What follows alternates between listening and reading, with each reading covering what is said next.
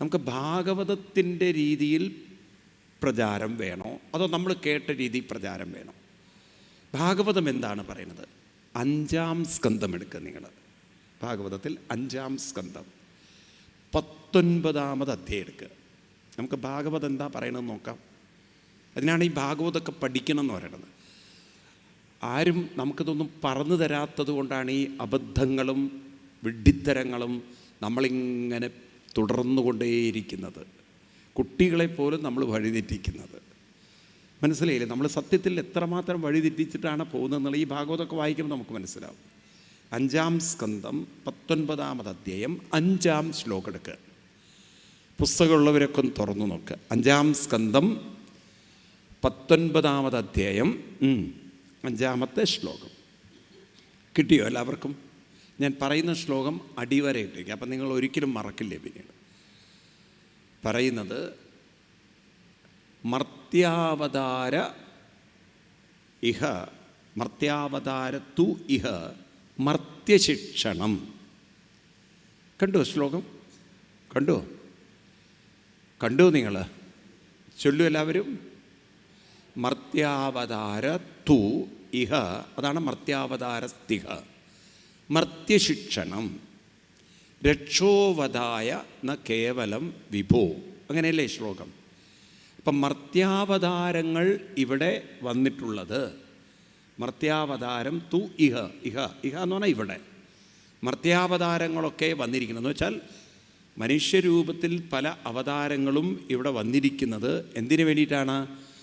മർത്യശിക്ഷണം, മർത്യരെ ശിക്ഷണം ചെയ്യാനാണ്.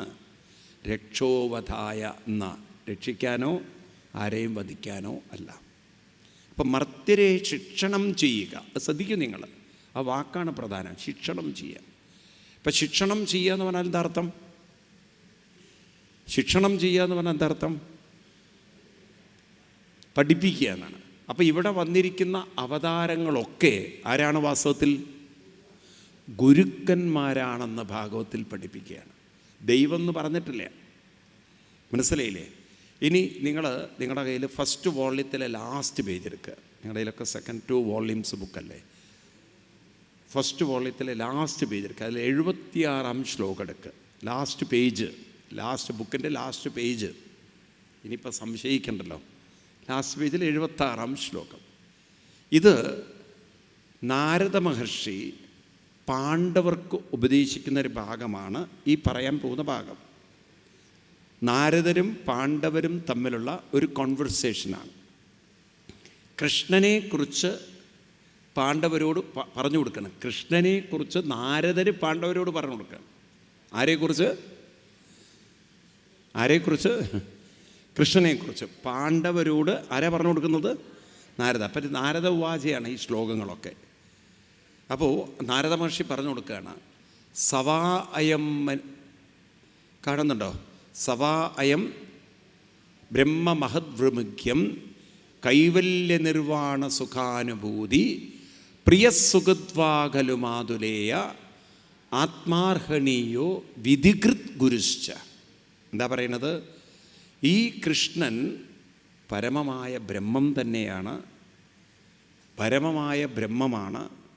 ഈ കൃഷ്ണനെയാണ് ഋഷിവര്യന്മാർ, മഹാന്മാർ അവരുടെ ഹൃദയത്തിൽ കണ്ട് സാക്ഷാത്കരിക്കുന്നത്. പുറത്തല്ല കൃഷ്ണനെ കാണുന്നത്. അവർ എവിടെയാണ്?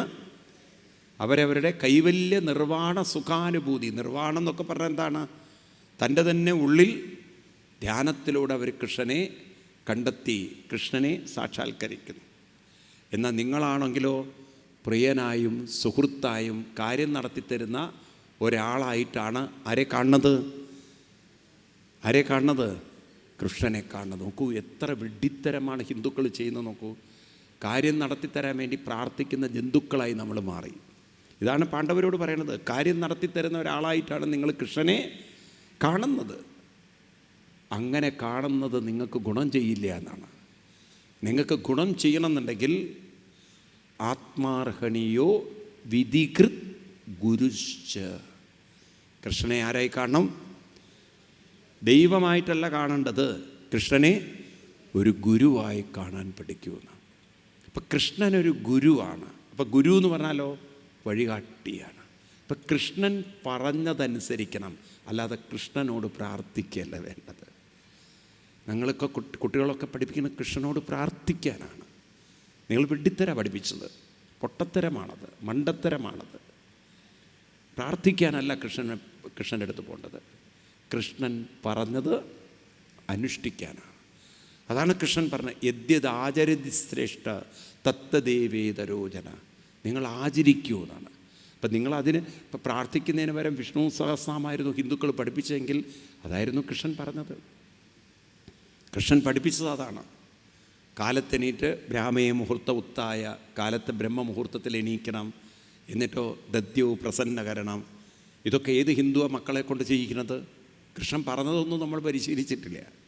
അപ്പം കാലത്തെണീക്കണം, ഇരുന്ന് കൈയും കാലമൊക്കെ ഒന്ന് വൃത്തിയാക്കി എന്തു ചെയ്യണം? ധ്യാനിക്കണം, ജപിക്കണം എന്ന് കൃഷ്ണൻ പറഞ്ഞിരിക്കുകയാണ്. അപ്പം ജപിക്കുക, ധ്യാനിക്കുക, ഇതൊന്നും ചെയ്യാതെ കാര്യങ്ങൾ നടത്തിത്തരാൻ കൃഷ്ണനോട് പ്രാർത്ഥിക്കുന്നവൻ ഹിന്ദുവല്ല, അവൻ ജന്തുവാണത്. അവരിന്ന് ഹിന്ദുക്കളിൽപ്പെടുത്താൻ പാടില്ല. കാരണം നമ്മൾ ശാസ്ത്രത്തിന് വിരുദ്ധമായിട്ടാണ് ചെയ്യുന്നത്. മനസ്സിലായില്ലേ? ഇപ്പം കൃഷ്ണനെ കാണേണ്ടത് ഏത് രൂപത്തിലാണ്? അവർക്ക് പറയൂ, ഗുരുവായിട്ട്. ഇനിയിപ്പോൾ വരാഹ ആയിട്ട് ഭഗവാൻ അവതരിക്കുമ്പോൾ ഇവിടെ സനൽകുമാരാദി മഹർഷിവര്യന്മാർ ആ ഭഗവാനെ സ്തുതിക്കുന്നത് അതൊന്ന് നോക്കൂ നിങ്ങൾ. മൂന്നാം സ്കന്ധത്തിൽ 13-ാമത് അധ്യായത്തിൽ, മൂന്നാം സ്കന്ധത്തിൽ 13-ാം അധ്യായത്തിൽ 39-ാമത് ശ്ലോകം എടുക്കുക. 13-39 അവിടെ പറയുന്നു, നമോ നമസ്തേ കില മന്ത്രദേവത ദ്രവ്യായ സർവക്രതവേ നമോ നമ വൈരാഗ്യഭക്ത്യാനുജയാനുഭാവിത ജ്ഞാനായ വിദ്യാ ഗുരവേ നമോ നമ. ജ്ഞാനം പകരുന്ന, വിദ്യ പകരുന്ന ഗുരുവിനായിക്കൊണ്ട് നമസ്കാരം. അപ്പം വരാഹരൂപത്തെയും ഇവിടെ കാണുന്നത് ഏത് രൂപത്തിലാണ്? പറയൂ, ഗുരുവിൻ്റെ രൂപത്തിലാണ്. അപ്പം ഹിന്ദുക്കൾക്ക് വാസ്തവത്തിൽ ദൈവമില്ല. ഹിന്ദുക്കൾക്ക് ദൈവമില്ലാത്ത മതമാണ് ഹിന്ദുമതം. ആത്മീയതയെ നമുക്കുള്ളൂ. ഏതേ ഉള്ളൂ? ആത്മീയതയുള്ളൂ. ആ ആത്മീയതയിലേക്ക് വഴി കാണിക്കുന്നവരാണ് ആര്? ഗുരുക്കന്മാർ. കൃഷ്ണൻ തന്നെ പറഞ്ഞിരിക്കുന്നത്, നിങ്ങൾ നോക്കൂ, നിങ്ങളൊക്കെ നമ്മൾ എന്ത് തെറ്റാ ചെയ്തിരിക്കുന്നത്. വാസ്തവത്തിൽ നമ്മളാണ് കൃഷ്ണനെ നിന്ദിക്കുന്നവർ. ഹിന്ദുക്കളാണ് കൃഷ്ണനെ നിന്ദിക്കുന്നത്. അത് നിങ്ങൾക്ക് നമ്മൾ കൃഷ്ണനെ നിന്ദിക്കുന്നു എന്നുള്ളത്, അതായത് കൃഷ്ണൻ പറഞ്ഞത് നമ്മൾ അനുസരിച്ചില്ലെങ്കിൽ അതൊരു നിന്ദയല്ലേ? ആണോ? നമ്മൾ ഗീതയും ഭാഗവതവും ഒക്കെ പഠിച്ചിരുന്നെങ്കിൽ നമുക്ക് ഈ അബദ്ധം ഉണ്ടാവില്ലായിരുന്നു. പാവം ആദിശങ്കരാചാര്യസ്വാമികൾ എന്തോ നമ്മുടെ ജന്മപാപമാണ് ഹിന്ദുവിനെ. ഗുരുക്കന്മാർ വഴി കാണിച്ചിരുന്നു, പക്ഷേ എവിടെയോ കാരണവന്മാരിത് പഠിച്ചില്ല. ഇപ്പം ശങ്കരാചാര്യസ്വാമികളുടെ കാലഘട്ടത്തിൽ ശങ്കരാചാര്യസ്വാമികൾ പറഞ്ഞിരുന്നു, നിങ്ങൾ ഭജഗോവിന്ദം എന്നുള്ള കൃതി എടുത്ത് നോക്കൂ. ആചാര്യസ്വാമികൾ അന്ന് എഴുതി വച്ചിരിക്കുകയാണ്, നിങ്ങൾ ദിവസവും ഗേയം ഗീതാ നാമസഹസ്രം ദേയം ശ്രീപതിരൂപമജസ്രം നേയം സജ്ജനസംഘേ ചിത്തം ദേയം ദീനജനായ ച വിത്തം ഭജ ഗോവിന്ദം ഗോവിന്ദം ഭജ മൂഢമതേ. എന്താ പറയുന്നത്? ഗേയം ഗീതാ നാമസഹസ്രം. ഗീതയും പഠിക്കണം, നാമസഹസ്രവും പഠിക്കണം. ഇതേത് ഹിന്ദു പരിശീലിപ്പിച്ചിട്ടുണ്ട്? ആചാര്യസ്വാമികൾ പഠിപ്പിച്ചത് അതാണ്. അല്ല അമ്പലത്തിൽ പോയി തൊഴാൻ പറഞ്ഞിട്ടില്ല അദ്ദേഹം. അമ്പലത്തിൽ പോയി തൊഴുത് പ്രാർത്ഥിക്കണം എന്ന് ആചാര്യസ്വാമികൾ പറഞ്ഞിട്ടില്ല. എന്താ പറഞ്ഞത്? ഗേയം ഗീതാ നാമസഹസ്രം. എന്താ പറഞ്ഞത്? ഇത് പഠിപ്പിക്കാനാ പറഞ്ഞത്. ഏത് നാമസഹസ്രവും ഗീത. ഇത് ഏത് ഹിന്ദുക്കൾ ചെയ്തിട്ടുണ്ട് പറയും നിങ്ങൾ? ഏത് ഹിന്ദുക്കൾ അനുഷ്ഠിച്ചിട്ടുണ്ട്? അപ്പം നമ്മളല്ലേ ഗുരുത്വം ഉണ്ടാക്കിയവർ, ഗുരുത്വദോഷം ഉണ്ടാക്കിയവർ? നമ്മൾ ഗുരുക്കന്മാരെ എവിടെ ആദരിക്കുന്നത്? വെറുതെ ഫോട്ടോ വെച്ച് പൂജിച്ചുകൊണ്ട് എന്ത് കാര്യമുണ്ട്? അപ്പം ആചരിക്കണം. ഗുരുക്കന്മാർ പറഞ്ഞതിനെ ആചരിക്കണം. നമ്മളതല്ല ചെയ്തത്, നമ്മൾ അബദ്ധങ്ങളൊക്കെ കാണിച്ചു. മനസ്സിലായില്ലേ? അപ്പോൾ ഗീത എടുത്ത് വായിക്കുമ്പോഴാണ് നമുക്ക് മനസ്സിലാവുക കൃഷ്ണൻ പറഞ്ഞതല്ല നമ്മൾ ചെയ്യുന്നത്. നിങ്ങൾ നോക്കൂ, 7-ാം അധ്യായം ഗീത എടുക്കുക, 24-ാം ശ്ലോകം എടുക്കുക. ഇത് വായിച്ചു കഴിഞ്ഞാൽ ഹിന്ദു തന്നെ മനസ്സിലാക്കും ഞാൻ പൊട്ടനാണെന്ന്. നിങ്ങൾക്ക് സ്വയം മനസ്സിലാവും നമ്മളൊരു പൊട്ടന്മാരായിരുന്നു. കാരണം കൃഷ്ണൻ പറഞ്ഞതിൻ്റെ നേരെ വിപരീതമാണ് നമ്മൾ ചെയ്യുന്നത്. ഗീതയിൽ 7-ാം അധ്യായം എടുക്കുക, 7-ാം അധ്യായത്തിൽ 24-ാം ശ്ലോകം. സത്യത്തിൽ ഇതൊക്കെ ഒന്ന് പഠിക്കേണ്ടതായിരുന്നു, കുട്ടികൾക്കൊക്കെ പറഞ്ഞു കൊടുക്കേണ്ടതായിരുന്നു. 7-ാം അധ്യായം 24-ാം ശ്ലോകം. ഇപ്പം കൃഷ്ണൻ പറയുന്നു, അവ്യക്തം വ്യക്തിമാപന്നം മന്യന്തേ മാമബുദ്ധയ പരം ഭാവമജാനന്ത മമാവ്യയമനുത്തമം. അവ്യക്തം മാം അവ്യക്തം. ഞാൻ ആരാണ്? ഞാൻ അവ്യക്തമാണ്. അവ്യക്തം എന്ന് പറഞ്ഞാൽ എന്താ അർത്ഥം? അവ്യക്തം എന്നുള്ള അർത്ഥം, വാക്കിനെന്താ അർത്ഥം? വ്യക്തമല്ല എന്ന് പറഞ്ഞാൽ അതിനർത്ഥം, വ്യക്തമല്ല എന്ന് പറഞ്ഞാൽ കാണാൻ പറ്റാത്തെന്നുള്ള അർത്ഥത്തിൽ സൂക്ഷ്മം എന്നുള്ള അർത്ഥം. ഞാൻ ആരാണ്? സൂക്ഷ്മമാണ്. അപ്പം അതായത് കണ്ണുകൊണ്ടൊരിക്കലും നിങ്ങൾക്ക് കാണാൻ പറ്റുന്നവനല്ല ഞാൻ. ഇപ്പം ഒരു രൂപത്തെ നമുക്ക് കണ്ണുകൊണ്ട് കാണാൻ പറ്റും. ഭഗവാൻ പറയണു ഞാനൊരിക്കലും കണ്ണുകൊണ്ട്. അപ്പം ഭഗവാൻ പിന്നെ ഏത് രൂപത്തിലാണ്? കണ്ണുകൊണ്ട് കാണാൻ പറ്റാത്ത രൂപം എന്ന് പറഞ്ഞാൽ ഏത് രൂപമാണ്?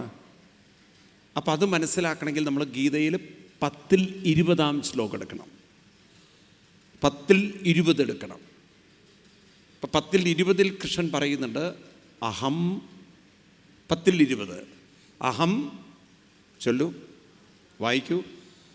അഹം ആത്മാ ഗുഡാകേശ സർവഭൂതാശയസ്ഥിത അഹമാദിശ്ച മദ്യം ച ഭൂതാനാം അന്തമേവ ച അഹം ആത്മാ. ഞാൻ എവിടെയാണ്? ഞാൻ എല്ലാവരുടെയും ആത്മാവായിട്ടിരിക്കുന്നു, അന്തരാത്മാവായിട്ടിരിക്കുന്നു. അപ്പം ആത്മാവിനെ നമുക്ക് കണ്ണുകൊണ്ട് ഒരിക്കലും കാണാൻ പറ്റില്ല. അപ്പം ഭഗവാൻ തന്നെ പറയുന്നു, നിങ്ങൾ എന്നെ നോക്കേണ്ടത് പുറത്തേക്കല്ല. എവിടെ നോക്കേണ്ടത്? മനസ്സിലായില്ലേ നിങ്ങൾക്ക്? എവിടേക്ക് നോക്കണം? ഉള്ളിലാണ്. ഞാൻ അന്തരാത്മാവായിട്ടിരിക്കുന്നു. അഹം ആത്മാ ഗുഡാകേശ സർവഭൂതാശയസ്ഥിത. എവിടെ ഇരിക്കുന്നു? ഒരു വിഗ്രഹത്തിൽ ഒതുങ്ങിയിരിക്കുന്നു എന്നല്ല പറഞ്ഞത്, ഞാൻ സർവഭൂതങ്ങളിലും ഇരിക്കുന്നു. അപ്പം അങ്ങനെയുള്ള ഭഗവാനെ ഉള്ളിൽ നോക്കാതെ, ഉള്ളിൽ കണ്ടെത്താൻ ശ്രമിക്കാതെ, ഇനി വീണ്ടും 24-ാം ശ്ലോകത്തിലേക്ക് പോവാം. 7-24 അവ്യക്തമായ എന്നെ ഉള്ളിൽ കാണാൻ ശ്രമിക്കാതെ, അതിനുവേണ്ടി പരിശീലിക്കാതെ ഒരു വിഗ്രഹത്തിൽ എന്നെ കണ്ടുപോയാൽ വ്യക്തിം മന്യന്തേ. വ്യക്തി പറഞ്ഞാൽ കാണാൻ പറ്റുന്നൊരു രൂപമായി, കാണാൻ പറ്റുന്ന ഒന്നായി എന്നെ നിങ്ങൾ കരുതിയാൽ, മന്യന്തേ കരുതിയാൽ, നിങ്ങൾ അബുദ്ധയാ. ആരാണ് നിങ്ങൾ? ബുദ്ധിയില്ലാത്തവരാണ്. അപ്പം നോക്കൂ, കൃഷ്ണൻ പറയുന്നത് പുറത്ത് എന്നെ തൊഴുതു പോകുന്നവരൊക്കെ, പുറത്താണ് ഈശ്വരൻ എന്ന് കരുതി തൊഴുതു പോകുന്നവരൊക്കെ ബുദ്ധിയില്ലാത്തവരാണെന്ന് കൃഷ്ണൻ അന്ന് എഴുതി വെച്ചിട്ടുണ്ട്, പറഞ്ഞു വെച്ചിട്ടുണ്ട്. അപ്പോൾ ഹിന്ദുക്കൾ ഇന്ന് ഏത് അവസ്ഥയിലായിരിക്കും? മക്കളെ വളർത്തുന്ന ഏത് കോലത്തിലാണ്? പറയൂ നിങ്ങൾ. എന്നിട്ട് നമ്മൾ കൃഷ്ണ ഭക്തന്മാരെന്ന് പറയുന്നു. കൃഷ്ണൻ പറഞ്ഞത് അനുസരിക്കുന്നുണ്ടോ നമ്മൾ? കൃഷ്ണൻ കാണാൻ പറയുന്നത് എവിടെയാണ്? ഉള്ളിലാണ്. അപ്പോൾ ഉള്ളിലുള്ള കൃഷ്ണനെ കാണണമെങ്കിൽ മനസ്സിന് അതിനുള്ളൊരു യോഗ്യത വരുത്തണം. അപ്പം അതിനാണ് കൃഷ്ണൻ, ഈ ശങ്കരാചാര്യസ്വാമികൾ പറഞ്ഞത് ഗേയം ഗീത നാമസഹസ്രം ദേയം ശ്രീപതി രൂപമജസ്രം എന്നൊക്കെ പറഞ്ഞത്. ഇത് പഠിപ്പിക്കുന്നതിന് പകരം നമ്മളെന്ത് ചെയ്തു? തൊഴാനും പ്രാർത്ഥിക്കാനും വിശ്വസിക്കാനും പഠിപ്പിച്ചു. ഇത് മൂന്നും നമ്മൾ ഡിക്ഷണറിയിൽ നിന്ന് എടുത്ത് കളയണം. തൊഴൽ പാടില്ല, ഒരു ദൈവത്തിനെയും തൊഴേണ്ട കാര്യമില്ല. അപ്പം കൈകൂപ്പുന്നത് തൊഴലല്ല. കൈകൂപ്പുന്നത് രണ്ടർത്ഥത്തിൽ. ഒന്ന്, നിങ്ങൾക്ക് യാചകന്മാരെ പോലെ തൊഴാം. പക്ഷെ കൈകൂപ്പുന്നത് നിങ്ങളൊരു ബോധത്തിൽ കൈകൂപ്പുകയാണെങ്കിൽ അതൊരു ഗുരുവിനോടുള്ള ബഹുമാനമാവാം, അതൊരു ആദരവാവാം. അങ്ങനെയും നിങ്ങൾക്ക് കൈകൂപ്പാം. അതല്ല, യാചകനെപ്പോലെയും നിങ്ങൾക്ക് കൈകൂപ്പാം. അത് തൊഴലാണ്. ഒരു പ്രതീക്ഷ വെച്ചിട്ടുള്ള തൊഴൽ, ഒരു കാര്യം നടത്തിത്തരാനുള്ള ഒരു കൈകൂപ്പൽ, അതൊരു തൊഴലാണ്. മനസ്സിലായില്ലേ? അപ്പം ഈ തൊഴുതു പോവുക, പ്രാർത്ഥിക്കുക, വിശ്വസിക്കുക, ഇതെല്ലാം അബദ്ധങ്ങളാണ്, വഴിതെറ്റിക്കലാണ്. പകരം നമുക്ക് വേണ്ടത് എന്താണ്? ഉള്ളിലാണെന്നറിയണം. ഉള്ളിലുള്ള ഭഗവാനെ കാണാനായി, യോഗ്യത വരുത്താനായി അനുഷ്ഠാനങ്ങൾ കൃത്യമായി പുറകെ പറയൂ കൊണ്ടു നടക്കണം. നിരന്തരം അനുഷ്ഠാനങ്ങൾ കൊണ്ടു നടക്കുമ്പോൾ അനുഷ്ഠാനങ്ങൾ ക്രമേണ ക്രമേണ ക്രമേണ ആരിലേക്ക് എത്തിച്ചോളും? ഒരു പുഴ ഒഴുകി ഒഴുകി ഒഴുകി കടലിലെത്തിക്കോളും, അല്ലേ? പുഴ കടലിലേക്ക് കടലിനെ കുറിച്ച് ചിന്തിച്ച് പോകേണ്ട കാര്യമില്ല. അതങ്ങനെ മുന്നോട്ട് ഒഴുകിക്കഴിഞ്ഞാൽ തന്നെ എവിടെ എത്തിക്കോളും? എവിടെ എത്തിക്കോളും? കടലിലെത്തിക്കോളും. ഇതുപോലെ അനുഷ്ഠാനം കൊണ്ട് തന്നെ ദൈവീകതയിലേക്ക് നമുക്ക് ഉയരാൻ സാധിക്കും. അപ്പം ദൈവീകതയിലേക്ക് ഉയരുന്നതിന് പകരം ദൈവങ്ങളോട് പ്രാർത്ഥിക്കുന്ന രീതിയിൽ അധപ്പതിച്ചു പോയി ഹിന്ദുക്കൾ. ദൈവങ്ങളോട് പ്രാർത്ഥിക്കേണ്ടവരല്ല നമ്മൾ, ദൈവീകതയിലേക്ക് ഉറക്കെ പറയൂ നിങ്ങൾ ഉയരേണ്ടവരാണ്. ഇത് കുട്ടികൾക്ക് പറഞ്ഞു കൊടുക്കണ്ടേ? വേണോ വേണ്ടയോ? ഇപ്പം കൃഷ്ണൻ പറഞ്ഞതല്ല നമ്മൾ അനുസരിക്കുന്നത്. കൃഷ്ണൻ പറഞ്ഞത് എന്നെ തൊഴുതു പോകാനല്ല. കൃഷ്ണൻ പറഞ്ഞത് നിങ്ങളെന്ത് വേണം? ഉദ്ധരേത് ആത്മനാത്മാനം. അതിന് അനുഷ്ഠാനങ്ങൾ കൊണ്ട് നടക്കണം. അതിനാണ് ഞാൻ പറഞ്ഞത് വിഷ്ണു സഹസ്രനാമവും ഗീതയും എല്ലാം നമ്മുടെ ജീവിതത്തിൻ്റെ ഒരു ഭാഗമായി മാറണം. ഇതൊന്നും ആരും പഠിപ്പിച്ചില്ല. നിങ്ങൾ നോക്കൂ, ഹിന്ദുക്കളെ ഇത് പ്രോപ്പർലി പഠിപ്പിച്ചിരുന്നെങ്കിൽ ഹിന്ദുക്കൾ എവിടെ എത്തുമായിരുന്നു? നിങ്ങൾ പോലും വഴികാട്ടികളാണോ? സത്യം ചോദിക്കൂ, നിങ്ങൾ മക്കൾക്കിതൊക്കെ പറഞ്ഞു കൊടുക്കുന്നവരാണോ? അതോ തൊഴുതു പോകാൻ പറയുന്നവരാണോ? പറയൂ.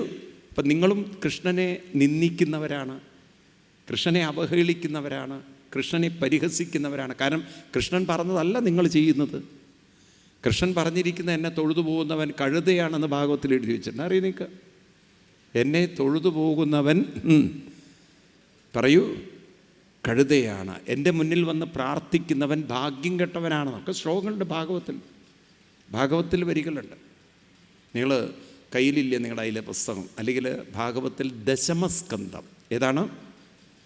2nd വോള്യം, ദശമസ്കന്ധത്തിൽ 60-ാം അധ്യായം. അതിൽ 60-ാം അധ്യായത്തിൽ 53-ാം ശ്ലോകം. അറ്റ്ലീസ്റ്റ് ഇത് ഓർത്ത് വയ്ക്കുക, ഞാനിങ്ങനെ പറഞ്ഞതുണ്ടോ എന്ന്. ഏതാണ് ശ്ലോകം? 10-ാം സ്കന്ധം 60-ാം അധ്യായം 53-ാം ശ്ലോകം. ഇവരുടെ കയ്യിൽ പുസ്തകമുണ്ട്, നമുക്ക് നോക്കാം കൃത്യമായിട്ട്. ഇനി ഭാഗവതത്തിലെ കൃഷ്ണൻ തന്നെ പറഞ്ഞ ശ്ലോകമാണ് നിങ്ങൾക്ക് പറഞ്ഞു തരുന്നത്. ഇതൊക്കെ ഒന്ന് മനസ്സിലാക്കി വെച്ചാൽ നല്ലതാണ്. ഇതൊന്നും ആരും പറഞ്ഞു തരില്ല, അതുകൊണ്ടാണ് നമ്മൾ പഠിക്കണം. നോക്കൂ നിങ്ങൾ, അല്ലെങ്കിൽ നമ്മൾ വഴിതെറ്റിപ്പോവും. എന്താ പറഞ്ഞത്? 10-ാം സ്കന്ധത്തിൽ 60-ാമത് അധ്യായത്തിൽ 53-ാം ശ്ലോകം. അവിടെ പറയുന്നു, കൃഷ്ണൻ മാം പ്രാപ്യമാനിന്യപവർഗ സമ്പദം വാഞ്ചന്തിയേ സമ്പദയേവ സത്പതിം തേ മന്ദഭാഗ്യ നിരയേബിയേ നൃണാം മാത്രാത്മകത്വാൽ നിരയസ്വ സംഗമം. ഇതാണ് ശ്ലോകം. അർത്ഥം ഇതാണ്, മാം പ്രാപ്യ. അപ്പം അവിടെ നിന്ന് ഒരു കോമ വയ്ക്കുക. മീൻസ് എന്നെ പ്രാപിക്കാൻ യോഗ്യരായ നിങ്ങൾ. എന്താണ്? കൃഷ്ണൻ എവിടെ നമ്മളെ കൊണ്ടുപോകുന്നത്? കൃഷ്ണനെ തന്നെ പ്രാപിക്കാൻ, അതായത് എല്ലാ ദൈവീക ശക്തിയിലേക്കും ഉയരാൻ കഴിവുള്ള നിങ്ങൾ. ഒന്ന് പറയൂ നിങ്ങൾ, എല്ലാവിധത്തിലുള്ള ദൈവീക ശക്തിയിലേക്കും ഉയരാൻ യോഗ്യതയുള്ള നിങ്ങൾ എൻ്റെ മുന്നിൽ വന്ന് പ്രാർത്ഥിക്കരുത്. എന്താണ്? ആളുകൾ വന്ന് പ്രാർത്ഥിക്കുകയാണ്. വാഞ്ചതി പറഞ്ഞാൽ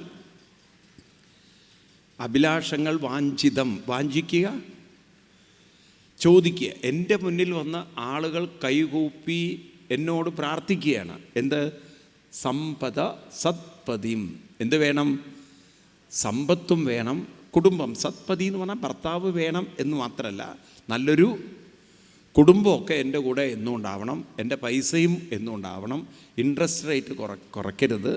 പറ്റുകയാണെങ്കിൽ ഇൻട്രസ്റ്റ് റേറ്റ് എന്ത് ചെയ്യണം?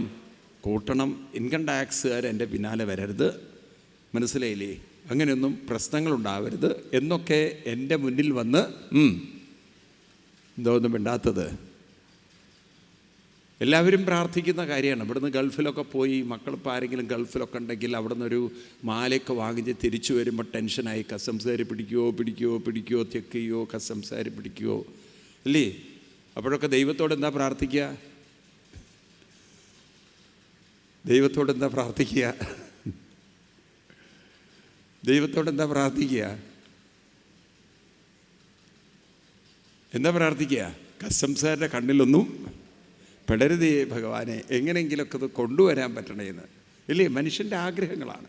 അപ്പോൾ പറയണം, എൻ്റെ മുന്നിൽ വന്ന് ആളുകൾ പ്രാർത്ഥിക്കുന്നുവെങ്കിൽ അവരൊക്കെ മന്ദഭാഗ്യ. ആരാണവർ? ഭാഗ്യം കെട്ടവരാണ്. അപ്പോൾ പ്രാർത്ഥിക്കാനല്ല നിങ്ങൾ എൻ്റെ മുന്നിൽ വരേണ്ടത്, പരിശീലിക്കാൻ വരണം, അഭ്യസിക്കാൻ വരണം, സാധന അനുഷ്ഠിക്കാൻ വരണം. മനസ്സിലായില്ലേ? ഗുരുവായൂരിൽ എന്തിനാ പോണത്? അവിടെ ഇരുന്ന അന്തരീക്ഷത്തിലിരുന്ന് കുറച്ച് നേരം നാമം ജപിക്കാൻ പോകണം. ഇപ്പം ഏത് ക്ഷേത്രത്തിലും നമ്മൾ പോകുന്നത് ആ ക്ഷേത്രത്തിൽ പ്രതിഷ്ഠിച്ച് വെച്ചിരിക്കുന്ന ആ ചൈതന്യത്തെ നമുക്ക് അനുഭവിക്കണമെങ്കിൽ, ഇപ്പോൾ നോക്കൂ, ഞാൻ നിങ്ങളുടെ വീട്ടിൽ വന്നു, അപ്പം എനിക്ക് അത്യാവശ്യം ഒരു മെയിൽ അയക്കണം. അപ്പം ഞാൻ ചോദിക്കുക, വൈഫൈ ഉണ്ടോ? എനിക്കത് കണക്ട് ചെയ്യണമെങ്കിൽ എന്ത് വേണം? പാസ്വേഡ്. അപ്പോൾ പാസ്വേഡ് ഞാൻ ഇടുമ്പോൾ ആ വൈഫൈ കണക്ടിവിറ്റി എൻ്റെ മൊബൈലിൽ കണക്റ്റഡായി ഉണ്ടോ? പറയൂ നിങ്ങൾ. എന്നതുപോലെ അമ്പലത്തിൽ നമ്മൾ പോകുമ്പോൾ നാമജപത്തിൻ്റെ പാസ്വേഡ് ഇട്ടാൽ ആ ദൈവീക ശക്തി നമ്മളിൽ മിണ്ടാത്തത് നിങ്ങൾ മനസ്സിലായില്ല? അപ്പം നാമജപം ചെയ്യുമ്പോൾ ആ ദൈവീക ശക്തി നമ്മളിൽ കണക്റ്റഡായി, അത്രയേ ഉള്ളൂ കാര്യം. അപ്പം നമ്മുടെ ഉള്ളിൽ ആ ദൈവീകത കണക്ട് ചെയ്യാനുള്ള പാസ്വേഡാണ് ഏത്? നാമജപം എന്ന് മനസ്സിലാക്കണം. മനസ്സിലായില്ലേ? പാസ്വേഡ് ഇല്ലാതെ ഒരാളുടെ വൈഫൈ അല്ലെങ്കിൽ അത് ഓപ്പൺ ആക്കിയിട്ടുണ്ട് അവർ. ഇന്നിപ്പോൾ എല്ലാം പാസ്വേഡ് പ്രൊട്ടക്റ്റഡ് ആണോ? ഇപ്പോൾ പാസ്വേഡ് ഉണ്ടെങ്കിൽ അതിപ്പം നിങ്ങളുടെയൊക്കെ മൊബൈൽ എല്ലാവരും പ്രിൻ്റ് കൊടുത്തിട്ടും പലതും കൊണ്ട് ലോക്കഡായിരിക്കും ആണോ? എന്താണെന്നും വേണ്ടാത്ത നിങ്ങൾ. ഈ ഭാര്യയ്ക്ക് ഭർത്താവിനെ സംശയം. ഇപ്പോൾ ഈ ഭർത്താവ് കടന്നുറങ്ങിയ ഭാര്യ എന്ത് ചെയ്യുന്നറിയോ? ഭർത്താവിൻ്റെ വിരലെടുത്ത് അമർത്തി ആ മൊബൈൽ തുറക്കും. അപ്പോൾ ഭർത്താവ് നോക്കുമ്പോൾ എൻ്റെ മൊബൈലിൽ കിട്ടുന്ന എല്ലാ വാട്സാപ്പ് മെസ്സേജുകളൊക്കെ ഭാര്യയ്ക്ക് കൃത്യമായിട്ട് അറിയാം. ദൈവം ഇവൾക്ക് ത്രികാലജ്ഞാനിയാണോ? ഇത്ര സൂക്ഷ്മദർശിയായിട്ടുള്ള അറിവുകളൊക്കെ അവൾ നേടുന്നു. പിന്നെ ആ ഭർത്താവിന് മനസ്സിലായത് കടന്നുറങ്ങുമ്പോൾ എൻ്റെ വിരലുകൾ പിടിച്ച് അമർത്തിയിട്ട് മൊബൈൽ തുറന്ന് ഇതിലുള്ള രഹസ്യങ്ങളൊക്കെ ഇവൾ അറിയുന്നുണ്ടെന്ന്. ഇപ്പോൾ ഒരു ദിവസം ഭാര്യ ഇയാളുടെ ഓരോ വിരലൊക്കെ എടുത്ത് അമർത്തി പെട്ടെന്ന് ഞെട്ടി ഉണർന്നു ഭർത്താവ്. നീ എന്താ കാണിക്കണത് എന്ന്. അപ്പം പറയേ, ഞാൻ നിങ്ങളുടെ മേൽ കൊതുക് അടിച്ചപ്പോൾ അതിനടിച്ചതാണെന്നൊക്കെ നോണയൊക്കെ പറഞ്ഞു. പിന്നെ ഭർത്താവിന് മനസ്സിലായത് ഇവളെൻ്റെ മൊബൈൽ തുറക്കാൻ നോക്കുകയാണെന്ന്. അപ്പോൾ ഏത് വിരലിട്ടിട്ട് നോക്കിയിട്ടും മൊബൈൽ തുറക്കണില്ല. പിന്നെയല്ലേ ഭാര്യയ്ക്ക് മനസ്സിലായത് ഇയാൾ കാലിൻ്റെ വിരലുകൊണ്ടാണ് ഓൺ ചെയ്യുന്നത് ഓഫ് ചെയ്യുന്നത് എന്നുള്ളത്. കാരണം കൈവിരലുകൊണ്ട് ഓൺ ചെയ്താലല്ലേ ഇവക്ക് കണ്ടുപിടിക്കാൻ പറ്റുള്ളൂ. ആ മനുഷ്യൻ എനിക്ക് തോന്നുന്നു പാലക്കാട്ടുകാരനാണോ അറിയില്ല. കാലിൻ്റെ വിരലുകൊണ്ട് മൊബൈലിൻ്റെ പാസ്വേഡ് ക്രിയേറ്റ് ചെയ്ത് അതിനെ ടച്ച് സ്ക്രീൻ അടിച്ചിട്ട് അയാൾ അങ്ങനെയൊക്കെയുള്ള ലോകത്തിലപ്പം നമ്മൾ ജീവിക്കുന്നത് ആണോ? ഈ രീതിയിൽ മനുഷ്യൻ്റെ മനസ്സും അതിനൊരു കണക്റ്റിവിറ്റി ഉണ്ടാക്കണമെങ്കിൽ, അതിന് ദൈവീകമായ കണക്റ്റിവിറ്റി ഉണ്ടാക്കണമെങ്കിൽ അതിൻ്റെ പാസ്വേഡാണ് ഏത് നാമജപം. നോക്കൂ, നമ്മളൊന്ന് ചിന്തിച്ച് നോക്കൂ. ഗുരുവായൂരിൽ വരുന്ന എല്ലാ അച്ഛനമ്മമാരും കുട്ടികളെ കൊണ്ട് വിഷ്ണു സഹസ്രനാമൊക്കെ ചൊല്ലിച്ചിരുന്നെങ്കിൽ ഇന്ന് ഹിന്ദുക്കൾ എവിടെ എത്തുമായിരുന്നു? കൃഷ്ണൻ പറഞ്ഞത് മാത്രം അനുസരിച്ചില്ല. കൃഷ്ണൻ്റെ കുലം തമ്മിൽ നശിച്ചത് അങ്ങനെയാണ്. കൃഷ്ണൻ പറഞ്ഞത് അനുസരിച്ചില്ല, അതുകൊണ്ട് കുലം തമ്മിൽ തല്ലി നശിച്ചു. ഇതന്നെയാണ് ഹിന്ദുക്കൾക്കും പറ്റിയത്. കൃഷ്ണൻ പറഞ്ഞത് മാത്രം അനുസരിക്കില്ല, നമുക്ക് തോന്നിയതൊക്കെ ചെയ്യുന്നു. ഗീതയിൽ കൃഷ്ണൻ നല്ല വാണിംഗ് തന്നിട്ടുണ്ട്, തോന്നിയത് ചെയ്യരുത്. നിങ്ങൾ നോക്കൂ, 16-ാം അധ്യായം ഗീത എടുക്കൂ, പഠിക്കണം. നമ്മൾ ഗീത പഠിക്കുമ്പോൾ ക്ലാരിറ്റി വരും. 16-ാം അധ്യായത്തിൽ ലാസ്റ്റ് ശ്ലോകം, ഗീതയിൽ 16-ൽ ലാസ്റ്റ് ശ്ലോകം. അപ്പോൾ എളുപ്പം മനസ്സിലായി. കൃഷ്ണൻ പറയുന്നത്, തസ്മാത് ശാസ്ത്രം പ്രമാണന്തെ കാര്യകാര്യവ്യവസ്ഥിഷു ജ്ഞാത്വാ ശാസ്ത്രവിധാനോക്തം കർമ്മകർത്തുമിഹ അർഹസി. അങ്ങനെയാണോ ശ്ലോകം? ആണോ? എന്താ പറയണത്? തസ്മാത് ശാസ്ത്രം പ്രമാണം തേ എന്നാണ്. ഈ ശാസ്ത്രത്തിൽ എഴുതി വെച്ച്, ഗ്രന്ഥത്തിൽ എഴുതി വെച്ചതേ അനുഷ്ഠിക്കാവൂ. അല്ലാതെ മറ്റുള്ളവർ പറഞ്ഞതിനെ അന്ധമായി അച്ഛനും അമ്മയും എന്തോ ചെയ്തു അത് തന്നെ നമ്മൾ അനുകരിക്കുന്നത് ശരിയല്ല. ശാസ്ത്രത്തിൽ എന്താണോ എഴുതി വച്ചിരിക്കുന്നത് അതിനെയാണ് നമ്മളെല്ലാവരും അനുഷ്ഠിക്കേണ്ടിയിരുന്നത്. തസ്മാത് പറഞ്ഞാൽ അതുകൊണ്ട്, ശാസ്ത്രം പ്രമാണം. ഏതാണ് പ്രമാണമായിട്ട് എടുക്കേണ്ടത്? ഏതിനെയാണ് പ്രമാണമായിട്ട് എടുക്കേണ്ടത്? ശാസ്ത്രത്തെ പ്രമാണമാക്കി എടുക്കണം. അപ്പം നമ്മൾ ഈ കുട്ടികളിൽ ഈ ഗീത പഠിപ്പിക്കേണ്ടതുണ്ടോ? ഗീത ഒരു ശാസ്ത്രമാണ്. ഗീതയിൽ 15-ാം അധ്യായത്തിൽ കൃഷ്ണൻ പറയുന്നുണ്ട്, ഇത് ഗുഹ്യതമം ശാസ്ത്രം എന്ന്. ഗീതയും ഒരു പറയൂ ശാസ്ത്രമാണ്. ശാസ്ത്രം എന്നുള്ള വാക്കിന് എന്താ അർത്ഥം? നോക്കൂ, ഈ ശാസ്ത്രം എന്നുള്ള വാക്ക് ലോകത്തിന് കോൺട്രിബ്യൂട്ട് ചെയ്തത് ഭാരതീയരാണ്, പാശ്ചാത്യരല്ല ശാസ്ത്രം എന്നുള്ള വാക്ക് കോൺട്രിബ്യൂട്ട് ചെയ്ത്. ഇപ്പം അത് ശാസ്ത്രം എന്നൊക്കെ ഉള്ളത് ഹൈജാക്ക് ചെയ്തപ്പെട്ട വാക്കാണ്. ഇപ്പം അവരുടെ വാക്കായി മാറി. Physics, chemistry, biology, botany, zoology, computer science, medical science, അല്ലേ? ഇതെല്ലാം ശാസ്ത്രം എന്നുള്ള പേരിലാണ് പറയപ്പെടുന്നത്. ആണോ അല്ലയോ? Medical science. സയൻസ് എന്ന് പറഞ്ഞാൽ മലയാളത്തിൽ സയൻസ് എന്ന് പറഞ്ഞാൽ എന്താണ്? അവർക്ക് പറയൂ ശാസ്ത്രം എന്നല്ലേ. പക്ഷെ ലോകത്തിൽ ആദ്യമായി ശാസ്ത്രം എന്നുള്ള വാക്ക് ഉപയോഗിച്ചത് ഗീത എഴുതുന്ന കാലത്ത് വേറെ ഒരു കിതാബും ഇല്ല. ഐൻസ്റ്റീനൊക്കെ വന്നിട്ട് 1000 വർഷത്തിൻ്റെ ഉള്ളിലാണ്. ഇതെഴുതി വെച്ചതോ? പറയൂ. 5000 വർഷത്തിൻ്റെ പഴക്കമുള്ള കൃതികളാണ് ഭാരതത്തിലെ കൃതികൾ. അന്ന് ശാസ്ത്രം എഴുതി വെച്ചിട്ടുണ്ടെങ്കിൽ അന്ന് ഐൻസ്റ്റീൻ ഉണ്ടോ? പറയൂ. ഫിസിക്സ് ഉണ്ടോ? കെമിസ്ട്രി ഉണ്ടോ? എന്താ ഒന്നും വേണ്ടാത്ത നിങ്ങൾ. ഈവൻ മെഡിക്കൽ സയൻസ് പോലും അന്ന് ഇല്ല. അപ്പം മറ്റ് ശാസ്ത്രങ്ങളൊക്കെ ഡെവലപ്പ് ചെയ്യുന്നതിന് മുമ്പ് ശാസ്ത്രം എന്നുള്ള വാക്ക് ആരുപയോഗിച്ചിട്ടുണ്ട്? ഭാരതീയർ. കൃഷ്ണൻ പോലും ആ വാക്ക് ഉപയോഗിച്ചിട്ടുണ്ട്, ശാസ്ത്രം എന്നുള്ളത്. എന്താ ശാസ്ത്രം എന്നുള്ള വാക്കിനർത്ഥം? ശാസ്ത്രം എന്നുള്ള വാക്കിനർത്ഥം ലളിതമായി പറഞ്ഞാൽ തെളിയിക്കാൻ പറ്റുന്നത്. എന്താണ്? കണ്ടെത്താൻ പറ്റുന്നത്, പ്രയോജനപ്പെടുത്താൻ പറ്റുന്നത് എന്നൊക്കെയാണ് ശാസ്ത്രം എന്നുള്ള വാക്കിൻ്റെ അർത്ഥം. പിന്നെ നമുക്ക് വിപുലീകരിച്ച് വേണമെങ്കിൽ പറയാം, ദാറ്റ് വിച്ച് നമുക്ക് ഒബ്സർവേഷനിലൂടെയും എക്സ്പെരിമെൻറ്റിലൂടെയും ഒക്കെ നിരീക്ഷണ പരീക്ഷണ ഗവേഷണങ്ങളിലൂടെയൊക്കെ നമുക്ക് കണ്ടെത്താൻ സാധിക്കുന്നതിനെ എന്തു പറയും? ശാസ്ത്രം. അപ്പോൾ ഉള്ളതിനെക്കുറിച്ചുള്ള പഠനമാണ് ശാസ്ത്രം. ഇല്ലാത്തതിനെക്കുറിച്ചുള്ളൊരു പഠനം ശാസ്ത്രമല്ല. അപ്പോൾ ശാസ്ത്രം എന്നുള്ളൊരു വാക്ക് ഉപയോഗിക്കുകയാണെങ്കിൽ that which we can prove, because that is existing. ഉള്ളതിനെയാണ് പഠിക്കുന്നത്.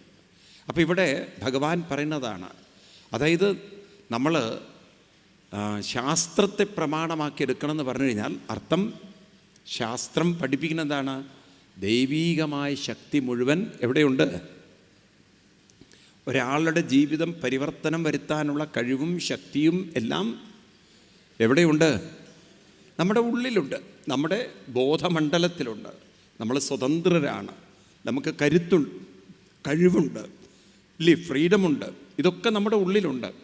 അതിനെ നമുക്കൊന്ന് വേണ്ട പോലെ പരിശീലിപ്പിച്ചെടുത്താൽ മനോബലം വർദ്ധിപ്പിക്കാൻ നമുക്ക് സാധിക്കും. അപ്പോൾ നോക്കൂ നിങ്ങൾ, ശാസ്ത്രം പറഞ്ഞ പ്രകാരം പ്രമാണം, ശാസ്ത്രമാണ് പ്രമാണം. എന്നിട്ട് അടുത്ത വരി പറയണത് തസ്മാ ശാസ്ത്രം പ്രമാണന്തേ കാര്യാകാര്യ വ്യവസ്ഥിഷു. എന്തു ചെയ്യണം, എന്തു ചെയ്യരുത് എന്നത് ശാസ്ത്രം നോക്കി ചെയ്യണം. എന്നിട്ട് അടുത്ത വരി എന്താ പറയുന്നത്? ജ്ഞാത്വാ ശാസ്ത്രവിധാനോക്തം. ശാസ്ത്രം വേണ്ട പോലെ ജ്ഞാത്വാ എന്ന് പറഞ്ഞാൽ ജ്ഞാനം. ജ്ഞാനം എന്ന് പറഞ്ഞാൽ ജ്ഞാനം അറിവ്. ജ്ഞാത്വാ അറിഞ്ഞിട്ട് കർമ്മകർത്തും ഇഹ അർഹസി. എന്നിട്ട് വേണം ഓരോ കർമ്മങ്ങളും ചെയ്യാൻ. അപ്പം മറ്റുള്ളവർ ചെയ്യുന്നതിനെ അനുകരിക്കാനല്ല കൃഷ്ണൻ പറഞ്ഞത്. ഏത് പ്രകാരം ചെയ്യാനാ പറഞ്ഞത്? പറയൂ. ഇത് ഹിന്ദുക്കൾക്ക് കിട്ടിയിട്ടുണ്ടോ? അവർക്ക് പറയൂ നിങ്ങൾ.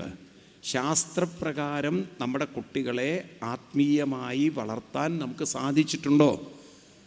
അവർക്ക് പറയൂ നിങ്ങൾ. അപ്പം നോക്കൂ, നമ്മൾ എന്ത് തെറ്റാ ചെയ്തിരിക്കുന്നത് എന്നുള്ളത്.